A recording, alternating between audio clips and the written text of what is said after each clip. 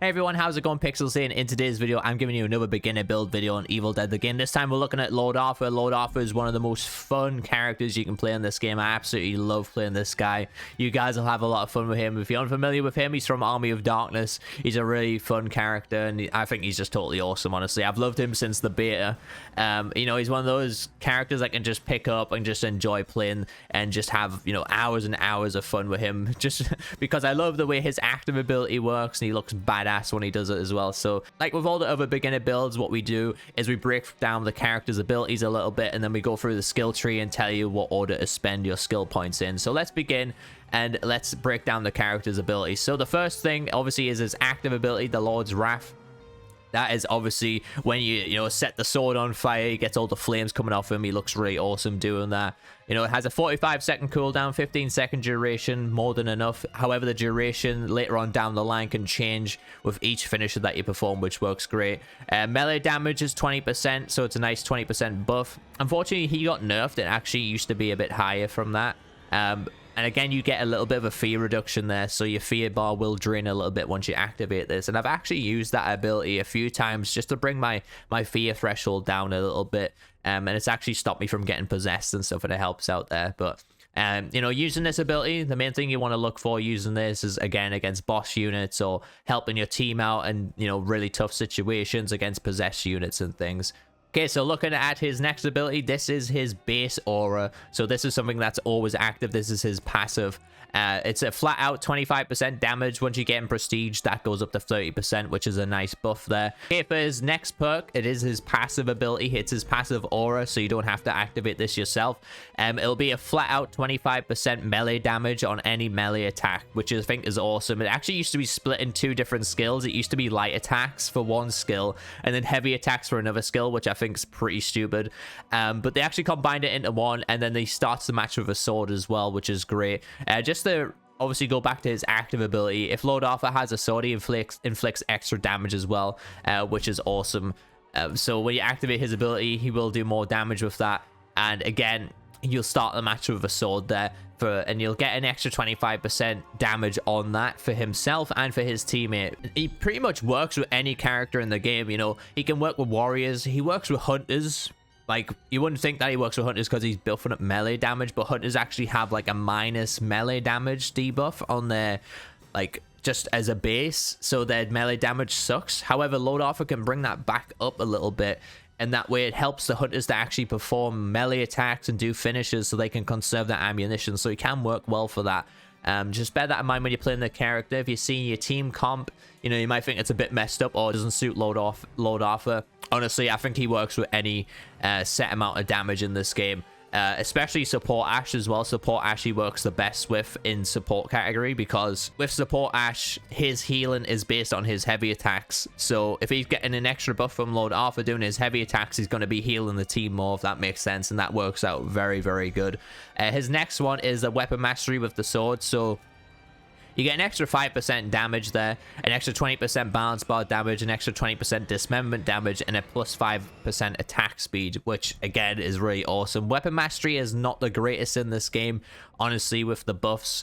However, with this guy, it works great because of his pink fuck upgrades, and I'll get into those later on. So again, it's not a bad perk. You'll get this around level 15, and I think is awesome. And then once you finally have this guy at level 25, you'll have Fuel the Fire, which is an extra 5-second duration when you perform a finisher. So basically, just to explain that, once you do his active ability, you see it has a 15-second duration. Every time you perform a finisher, that'll go up by 5 seconds. It can only go up to a maximum of 15 seconds. So unfortunately, you can't keep like putting it up to like 30 seconds or something. No matter how many finishes you do, it'll always just stick to 15 seconds. I personally would have liked it if it went over 15 seconds, and that way you have more time to just sort of keep doing finishes and stuff. But I can understand why they did that. You know, you can keep his active ability going for quite a long time, and the longer you keep that going, the better for your team as well. So when you activate his ability, you know, going for finishes works great. Okay, so we're just going to go through the skill tree and what order to spend the skill points. So you're at level 1, you'll have 1 point, you put it into Great Influence, obviously. We're going to probably spend it in the same order that we have done with the other leaders previously. We're going to put 1 point into Artful Dodger, 1 point into Industrial Strength, and then 1 point into Cardio there. And now you might be thinking, oh, where do I go from for here with this guy? Well, you know, Artful Dodger, again, getting the 4 dodges is really good. It's especially important that you get the 4 dodges on this guy because he is like a warrior leader hybrid, so you will be in a lot of close quarters combat with this guy, and you kind of want to have as much survivability as possible. You know, being able to, you know, chain finishes, dodge around, get another finisher, regenerating your stamina while you're doing a finisher, and then doing some more dodges with that. I've clutched so many situations with this guy, just because of how good he is at doing melee combat and with the stamina as well. And then we're just going to buff up Industrial Strength here. And now that we have tier 4 unlocked on the skill tree, we're going to go for Seeing Stars. We're going to max that out as fast as possible. We're going to max out Devastating Force because obviously he's a melee focused character. So we're going to drain the balance bar a lot faster with the sword as well. And then we're going to do a lot of damage there so we can spam finish a lot easier. So the next thing I like to actually go for is the Last Word. So with this guy, when you get his pink fuck upgrades on his melee, you'll actually get a 20% faster attack speed, so he can swing his sword really, really fast. Which means once you get the last hit of the combo off that, you'll get an extra 50% damage, which is, you know, like quite a lot. Especially being a leader, you know, leaders don't tend to be damage dealers, but this guy can really output a lot of damage there. So bear that in mind when you're playing this character to do that. Okay, so then we're going to come up here. We've got our next skill point. We're going to put that into Deep Pockets Matchsticks, Light Therapy, Fear No Evil, and then we're going to go Tougher Than Hell as well. Like I said, he is a close quarters combat leader. So you want to have the Tougher Than Hell there. You want to soak up as much damage as possible. I think that works great there, to have Tougher Than Hell. And, you know, my builds look a bit similar on the beginner ones. And like I said, you know, if you're a beginner, you're not going to be very tuned to the dodging and countering dodges, countering attacks with dodges from the evil units that great. And, you know, with this guy with Last Word as well, if you're trying to hit your Last Word attacks, you're mainly going to be taking some damage there as well, trying to get those Last Word attacks in. So Tougher Than Hell works great with that. Then we're going to come up here. We're going to put 1 point into Cardio. The reason I'm going for Cardio here is this guy is quite a maneuverable character. Like, he's quite a mobility character. He moves, you have to move around with him quite a lot. You don't want to be sitting in the same location all the time with this guy just hitting finishes over and over again. That's only really going to happen with your active ability. But I found that having the extra 10% cardio, especially at early game, being able to just sprint around looking for the loot a lot easier with this guy, I think it works great as well. And we're just going to put the last point into Great Influence, get that 10-meter aura effect range, which again is more than enough, especially during objectives. As long as you're sticking with your teammates, they'll always be getting your aura buff there. But yeah, that's my beginner build on Lord Arthur. Now I'm going to tell you guys how to spend the pink fuck on this guy. So again, we're prioritizing stamina here. We want to max out stamina to combine with Artful Dodger to get the 4 dodges. And once you've done that, you want to go for melee damage with this guy. You want to get that fast attack speed at 20%. Honestly, it's really good, especially combined with the sword. You can, you know, you can probably complete a light combo in a matter of about 3 seconds, 4 seconds or something. It's pretty insane. So after melee, what I like to go for on this guy, because he has so much health already on his skill tree with the 4 dodges and the cardio and stuff like that, I actually like to get his fear level down. So maxing out his fear on the pink fuck really helps out, especially combined with his active ability. You will drain your fear level down a little bit as well every time you activate your ability, and it just makes him harder to possess. If a survivor is harder to possess, the demon's not going to gain much threat level as well because they can't possess a survivor.